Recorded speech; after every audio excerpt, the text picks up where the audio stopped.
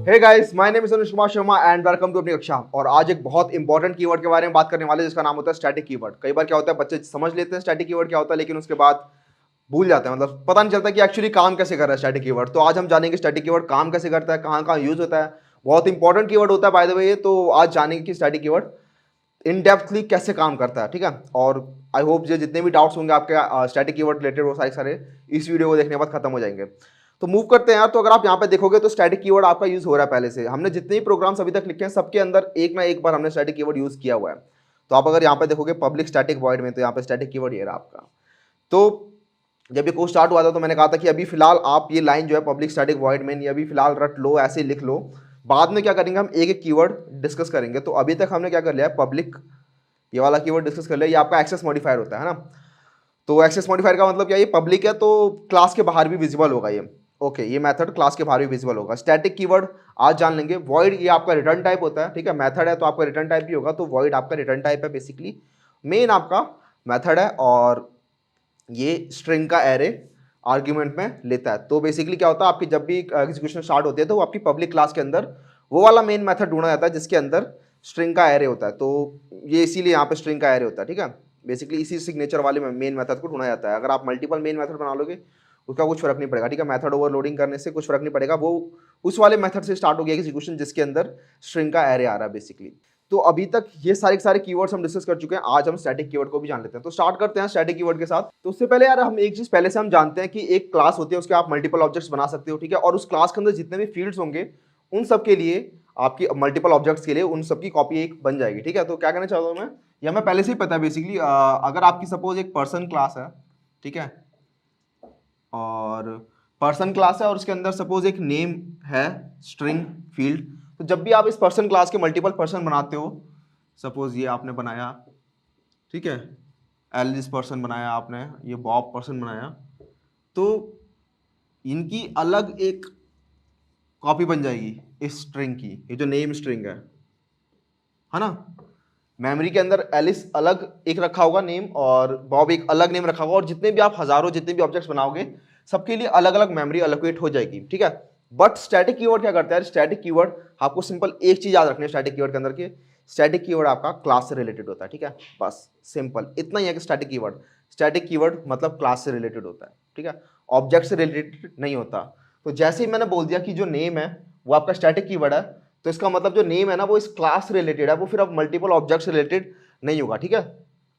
तो जान लेते हैं एक बार फिर से इसको कैसे, मतलब मैं क्या कहना चाह रहा हूँ कि स्टैटिक कीवर्ड आपका क्लास से रिलेटेड होता है। तो यहाँ पे मैंने क्या लिखा है, static keyword, the keyword static indicates that a particular member belongs to a type itself, ठीक है। तो इस लाइन का मतलब क्या है कि पर्टिकुलर मेंबर, तो मेंबर क्या क्या होते हैं आपकी क्लास के अंदर।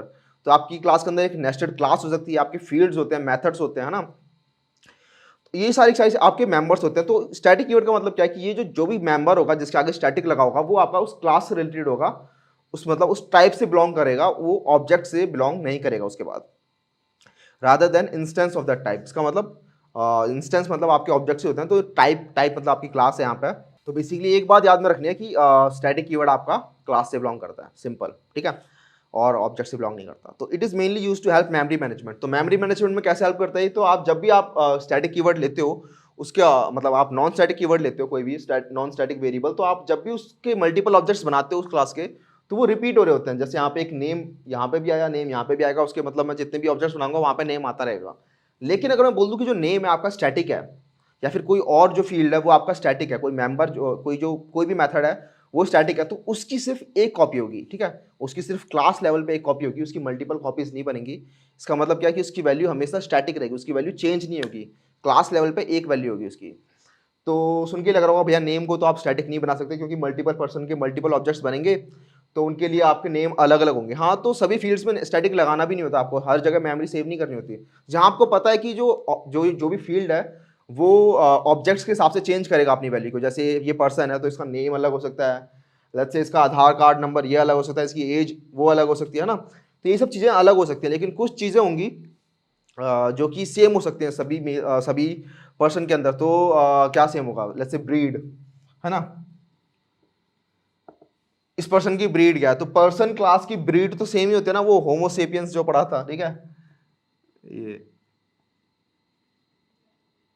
ठीक है। तो ये जो ब्रीड होगी वो सभी पर्सन के लिए सेम होगी, चाहे एलिस हो, चाहे बॉब हो, चाहे कोई भी फलाना ठिकाना जो भी हो, सबके लिए जो ब्रीड होगी वो सेम होगी। तो मैं अब आप बोलोगे अगर हर ब्रीड को हर जगह डालो, होमोसेपियंस यहाँ भी डालो, होमोसेपियंस यहाँ भी डालो, जितने भी ऑब्जेक्ट बनाओगे वहाँ पे होमोसेपियंस डालो, तो उसका कोई मतलब नहीं बनता है ना, उसका कोई मतलब नहीं बनता। एक चीज़ को बार बार लिखने से अच्छा इसको एक ही जगह लिखो, उससे मेमोरी भी सेव होगी आपकी। ठीक है।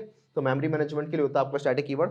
स्टैटिक कीवर्ड समझ में ही आएगा कि स्टैटिक मतलब वैल्यू चेंज नहीं होगी, क्लास से रिलेटेड होता है, ये सब चीजें याद रखनी है। ठीक है।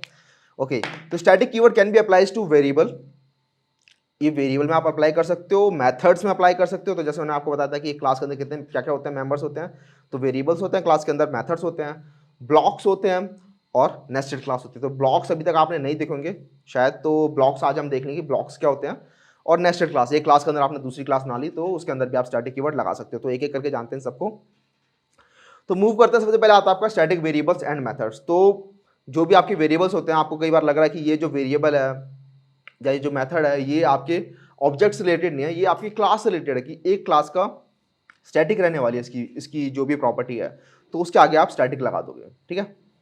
तो सबसे ज़्यादा प्रोग्रामिंग के अंदर आपके वेरिएबल्स और मेथड्स ही यूज होते हैं स्टैटिक कीवर्ड के साथ, तो इनको ठीक से जान लेते हैं। तो अगर आप यहाँ पे आओगे तो मैंने क्लास बना रखी है, ऊप्स पैकेज है, उसके अंदर एक स्टैटिक कीवर्ड करके क्लास बना लिया। ठीक है। तो यहाँ में आया, तो लेट्स से मैंने एक क्लास बना ली, पर्सन क्लास ही बनाते हैं दोबारा से।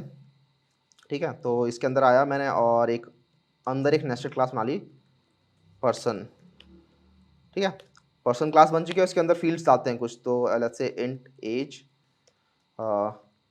स्ट्रिंग नेम, और उसके बाद हम बनाएंगे इसके अंदर जो चीज़ स्टैटिक होगी, तो स्टैटिक, सबसे पहले स्टैटिक लिखना है, उसके बाद स्ट्रिंग लिखना है, उसके बाद ब्रीड। तो ये आपकी स्टैटिक कीवर्ड हो गया।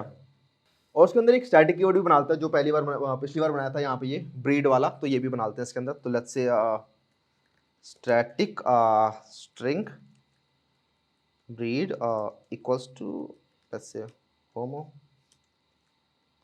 सेपियंस।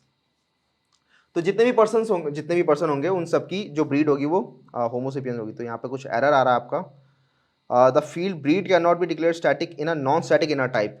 ठीक है। Unless start with a constant expression. तो अगर मैं इसको बोलूँगा तो यहाँ पे ये एरर चला जाएगा। तो अभी इसको समझते हैं कि ये ऐसा हुआ क्यों, ये एरर क्यों आया।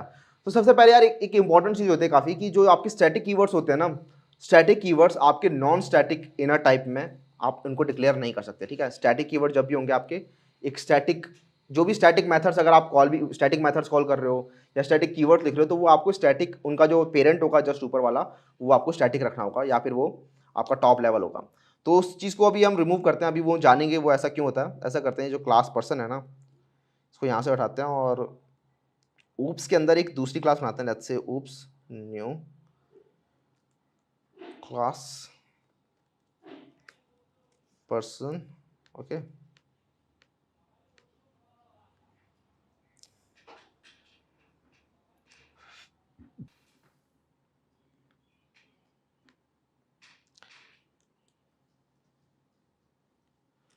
तो पब्लिक क्लास पर्सन, तो यहाँ पे वो एरर चला गया जो पहले आ रहा था ना आपको, यहाँ पे ब्रीड पे वो कह रहा था कि ब्रीड आपकी नॉन स्टैटिक इनर टाइप के अंदर आप स्टैटिक कीवर्ड डिक्लेयर नहीं कर सकते। तो वो यहाँ पे चला गया क्योंकि जो आपकी जो पर्सन है वो एक इनर टाइप नहीं है, वो आपकी मेन क्लास है। तो मेन क्लास के अंदर आप स्टैटिक कीवर्ड्स लिख सकते हो, एक नॉन स्टैटिक मेथड के अंदर आप स्टैटिक कीवर्ड नहीं डाल सकते। बेसिकली आप किसी भी मेथड के अंदर स्टैटिक कीवर्ड डिक्लेयर नहीं कर सकते हो। तो आपके जो काफ़ी सारे कॉन्स्टेंट्स होते हैं मैथ के अंदर, जैसे पाई होता है, तो पाई अगर आपको एक्सेस करना है, पाई की वैल्यू क्या होती है, तो आपको खुद से नहीं लिखना 3.14 जो भी है इसकी, आप डायरेक्ट इसको मैथ डॉट पाई से एक्सेस कर सकते हो। तो जो भी डबल इसकी बड़ी वैल्यू होती है 3.14159 जो भी है, वो सारी आपकी रिटर्न हो जाती है। तो अगर आप इसके ऊपर क्लिक करोगे, कमांड पे होल्ड करके अगर आप क्लिक करोगे, तो आपको पता चलेगा कि ये स्टैटिक कीवर्ड है आपका, देख रहे हो, स्टैटिक है, साथ में फाइनल भी है, फाइनल से ये चेंज नहीं होगा कभी दोबारा। तो फाइनल के बारे में बाद में देखेंगे। फिलहाल देख लो स्टैटिक है, इसलिए हम इसको डायरेक्ट मैथ क्लास नेम से एक्सेस कर सकते हैं, मैथ क्लास का ऑब्जेक्ट मानने की जरूरत नहीं है। इनफैक्ट अगर आप यहाँ पे देखोगे तो इन्होंने एक छोटी सी ट्रिक की हुई है। तो ये इस मैथ क्लास है बाय द वे ये। तो मैथ के अंदर क्या किया उन्होंने, जो इसका जो डिफॉल्ट कंस्ट्रक्टर होता है उसको प्राइवेट कर दिया है। ठीक है। और लिखा हुआ है don't let anyone instantiate this class. तो इसका मतलब क्या है कि कोई भी बंदा इस मैथ क्लास का ऑब्जेक्ट नहीं बना सकता, क्योंकि जो डिफॉल्ट कंस्ट्रक्टर है उसको ही प्राइवेट किया हुआ है और उसको जो कंस्ट्रक्टर है उसको ओवरलोड नहीं किया हुआ है। तो ये तरीका होता है आपका, अगर आपको आप चाहते हो कि जो आपकी क्लास है उसके ऑब्जेक्ट्स ना बने, तो इसके अंदर काफ़ी सारी चीज़ें कांस्टेंट है। देख लो स्टैटिक है ये, ई जो होता है आपका मैथ के अंदर ई होता है, उसकी वैल्यू 2.71 होती है। ये इसके अंदर दिया हुआ है। पाई की वैल्यू आपको दी हुई है, radian to degree, degree to radian, ये आपको दिया हुआ है। उसके बाद साइन कोसाइन, साइन अगर आपको निकालना है किसी भी एंगल का तो साइन निकाल सकते हो। तो ये भी सारे, ये मेथड भी आपका स्टैटिक है। देख रहे हो स्टैटिक है, क्योंकि ऑब्जेक्ट तो आप बना नहीं सकते अब इसको, तो अगर आपको एक्सेस करना है तो इसको स्टैटिक बनाना पड़ेगा। तो ये काफ़ी सारी इंपॉर्टेंट चीज़ें होती हैं, आप मैथ्स से एक्सेस कर सकते हो। मैं जो काफ़ी बार यूज़ करता हूँ मैक्स और मिन यूज़ करता हूँ। तो अगर दो नंबर्स का मैक्स निकालना है तो लेट्स से 23 और 12, इन दोनों में मैक्स कौन सा ये आपको पता लगाना है। तो आप हाँ बोलोगे if A is greater than B तो वो ए मैक्स होगा, लेकिन मैं वो नहीं करना चाहता बार बार, तो मैं क्या करता हूँ मैथ डॉट मैक्स यूज़ कर रहा होता हूँ उसका उस टाइम। अगर आप मैक्स पे जाओगे तो उसमें भी वही चीज़ लिखी होगी, रिटर्न अगर A is greater than B है तो ए रिटर्न करो, वरना बी रिटर्न करो। लेकिन ये लाइन आपको क्यों लिखनी है जब आपको मैथ के अंदर पहले से मिल रही है, ठीक है। तो और भी काफ़ी सारी इंपॉर्टेंट चीज़ होती है इसके अंदर। अगर हम एक काम करते हैं, तो जस्ट क्योंकि हम स्टैटिक कीवर्ड पढ़ रहे हैं तो इसलिए मैं आपको बता दे रहा हूँ कि मैथ के अंदर क्या क्या चीज़ें आपको मिलती हैं। तो मैथ डॉट, तो ई पाई एब्सोल्यूट, एब्सोल्यूट का काम क्या है कि अगर आप इसके अंदर नेगेटिव वैल्यू भी डालोगे तो एब्सोल्यूट वैल्यू दे देगा, उसकी रिटर्न कर देगा। अगर पॉजिटिव भी डालोगे तो भी पॉजिटिव मिलेगी। ये आपके हाइपरबोलिक, साइन कोसाइन इसके अंदर होते हैं, ठीक है। फ्लोर वैल्यू क्या करेगा, अगर इसके अंदर आप डबल वैल्यू डालोगे तो उसकी जो फ्लोर वैल्यू होगी वो मिल जाएगी। अगर अगर आप सपोज इसमें 3.14 डालोगे तो फ्लोर वैल्यू क्या होगी, 3 होगी। और ऐसे सील करके एक फंक्शन होता है CEIL, तो सील क्या करेगा, वो आपकी 3.14 डालोगे इसके अंदर तो जो सीलिंग वैल्यू होगी, जो उसके जस्ट ऊपर वाली इंटीजर वैल्यू होगी 4, वो रिटर्न कर देगा। लॉग ले सकते हो, लॉग 10 ले सकते हो, मैक्स मिन मैंने आपको बता दिया। और रैंडम से रैंडम नंबर निकल के आता है 0 से 1 के बीच में। तो काफ़ी सारे इंपॉर्टेंट फंक्शन होते हैं। स्क्वायर रूट निकालना है तो स्क्वायर रूट करके फंक्शन है। तो इसको आप एक्सप्लोर कर सकते हो मैथ क्लास को, कि आप कैसे अपने यूज़ के लिए मैथ क्लास को यूज़ कर सकते हो, ठीक है। मूव करते हैं आगे। एक चीज़ यहाँ पे अगर आप देखोगे, यहाँ पे लिखा हुआ है मैथ डॉट मैक्स वैल्यू। तो मैथ के अंदर मैक्स वैल्यू करके कुछ नहीं होता यहाँ पे, एक्चुअली इंटीजर लिखना चाहता था मैं। तो इंटीजर क्लास होती है, उसके अंदर मैक्सिमम वैल्यू होती है, ठीक है। Integer dot max value, math के अंदर कुछ मैक्स वैल्यू नहीं होता। स्क्वायर करना है तो स्टैटिक लगा के आप कर सकते हो। तो स्टैटिक समझ में आ गया आपको बेसिकली, है ना। क्लास से बिलोंग करता है, ऑब्जेक्ट से बिलोंग नहीं करता। मूव करते हैं स्टैटिक क्लास। तो एक जो टॉप लेवल क्लास होती है ना, उसको आप स्टैटिक नहीं बना सकते कभी भी, ठीक है। टॉप लेवल क्लास को आप स्टैटिक नहीं बना सकते। उसके अंदर जो नेस्टेड क्लास है उसको ही स्टैटिक बना सकते हो आप। ये चीज़ समझ में आ गई। We can not declare a top level class with a static modifier, but we can declare a nested class a static, ठीक है। तो नेस्टेड क्लास को आप स्टैटिक बना सकते हो। तो या तो आपकी जो नेस्टेड क्लास होगी वो स्टैटिक होगी या फिर नॉन स्टैटिक होगी। तो इसलिए लिखा हुआ in Java you can define a class within another class which is called nesting, ठीक है। और nested class can be of two type, static and non static, ठीक है। तो जब आप स्टैटिक क्लास बनाते हो तो उसको हम कहते हैं स्टैटिक इनर क्लास, और जो नॉन स्टैटिक क्लास होती है वो आपकी नॉर्मल इनर क्लास होती है।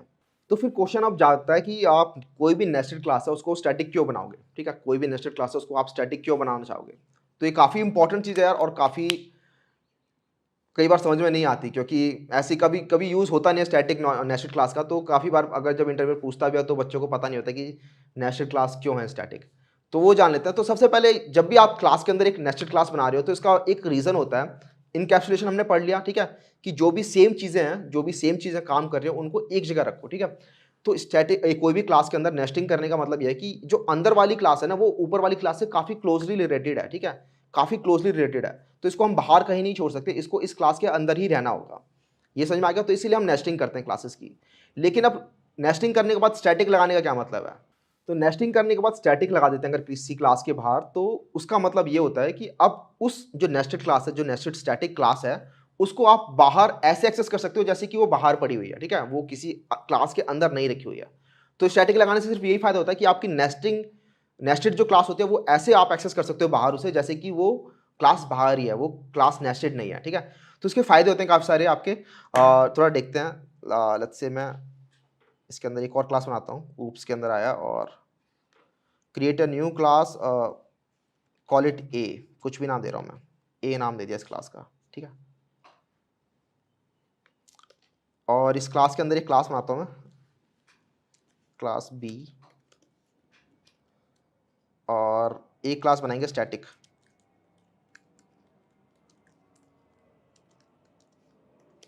तो इन दोनों में डिफरेंस क्या है। तो इन दोनों में डिफरेंस ये है कि अगर मुझे क्लास बी है, क्लास बी भी ए के अंदर है, क्लास सी भी डायरेक्टली ए के अंदर ही है, बस क्लास सी जो है वो स्टैटिक है। डिफरेंस क्या है कि अगर मुझे क्लास बी का ऑब्जेक्ट बनाना है तो क्लास बी का ऑब्जेक्ट बनाने के लिए पहले मुझे क्लास ए का ऑब्जेक्ट बनाना पड़ेगा, उसके बाद ही मैं क्लास बी का ऑब्जेक्ट बना सकता हूँ। लेकिन अगर मुझे क्लास सी का ऑब्जेक्ट बनाना है तो उसके लिए मुझे क्लास ए का ऑब्जेक्ट बनाने की जरूरत नहीं है, क्योंकि मैं जो सी है उसको मैं डायरेक्ट ए के नाम से एक्सेस कर सकता हूँ। ठीक है, क्या कहना चाहता हूँ मैं कि यहाँ आया मैं और लेट्स से मुझे बी का ऑब्जेक्ट बनाना है, तो पहले मैं क्या करूँगा, पहले मुझे ए का ऑब्जेक्ट बनाना पड़ेगा। ठीक है, तो A object of A equals to new A का ऑब्जेक्ट बन गया। उसके बाद मैं बी का ऑब्जेक्ट बना सकता हूँ, B object B equals to object A dot new B. तो यहाँ पे अगर आप देखोगे छोटी सी वार्निंग आ रही है। वार्निंग का मतलब क्या, यहाँ पे लिखा आ रहा है कि B can not resolve to a type, तो बी इसको टाइप नहीं मिल रही, क्योंकि बी जो है वो ए के अंदर है, तो इसको मिलेगी ही नहीं ऐसे।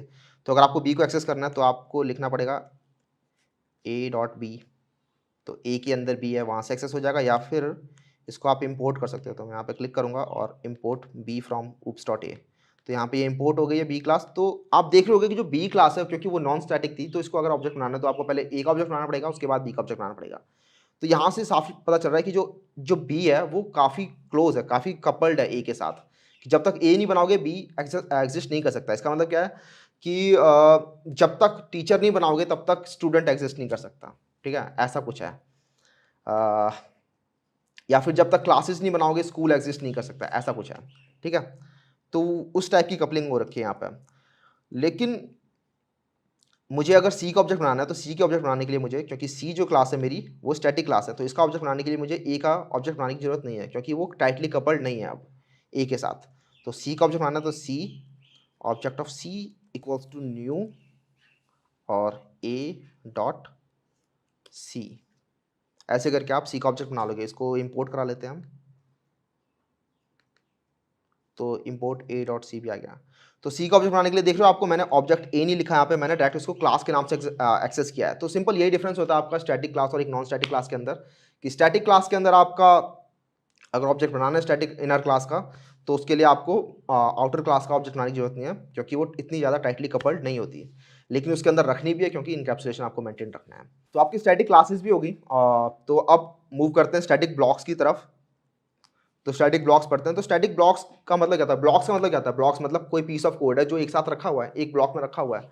तो स्टैटिक लगा देते हैं अगर उस ब्लॉक के आगे, तो इसका मतलब क्या है कि अब ये स्टैटिक ब्लॉक बन चुका है। इसका मतलब क्या है कि अब जब भी आपकी क्लास की एग्जीक्यूशन स्टार्ट होगी तो सबसे पहले जो स्टैटिक ब्लॉक्स के अंदर चीज़ें लिखी होंगी पहले वो रन होंगी, पहले वो इनिशियलाइज होंगी। तो इसका यूज़ क्या होता है, क्लास के अंदर काफ़ी सारे आपके फील्ड्स होते हैं जो आपके नॉन इनिशियलाइज्ड हैं, अभी उनको इनिशियलाइज नहीं किया हुआ, लेकिन आप चाहते हो जब तक मेन फंक्शन पर पहुंचे हम तब तक कुछ कुछ चीज़ें जो है वो इनिशियलाइज हो जाएं, या फिर कुछ कुछ चीज़ें जो हैं वो एग्जीक्यूट हो जाएं, तब आप स्टैटिक ब्लॉक्स का यूज़ करते हो। तो स्टैटिक ब्लॉक्स क्या होंगे, मेन फंक्शन से पहले आपके वो रन हो रहे होते हैं, मतलब मेन फंक्शन से पहले स्टैटिक ब्लॉक्स के अंदर जो भी चीज़ें लिखी होंगी पहले वो एग्जीक्यूट होती हैं। कैसे होती हैं इनको देखते हैं। तो यहाँ पे आया मैं स्टैटिक लिखा मैंने। स्टैटिक ब्लॉक बनाने के लिए कुछ नहीं करना, आपको स्टैटिक लिखना है, उसके बाद करली ब्रेसेस लिखना है। अब इस करली ब्रेस के अंदर जो भी लिखोगे वो आपका स्टैटिक ब्लॉक बन गया है। तो इसके अंदर मैं आता हूँ, लेट्स से सिस आउट और इन ब्लॉक 1। ठीक है, ये ब्लॉक 1 था आपका, लेट्स से। फिर आया स्टैटिक और सिस आउट करते हैं,